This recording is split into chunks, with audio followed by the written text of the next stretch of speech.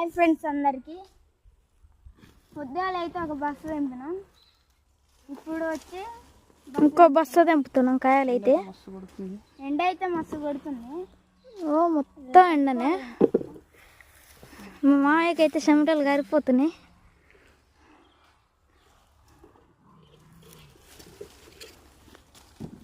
మా తమ్ముని తీసుకొని అయితే మా అమ్మ హాస్పిటల్కి అయితే పోయింది. అందుకే ఇవాళ పొద్దుగాల ఒక బస్తా కాయలు తెంపుకొని మళ్ళీ ఇప్పుడు అన్నం తినొచ్చి మళ్ళీ ఈ బస్తా గిట దింపుతున్నాం. ఈ ఒక్క బస్తా నింటే మా తమ్ముడు అయితే కాయలే తెంపుతలేడు, మొత్తం ఊరికనే దిగుతున్నాడు.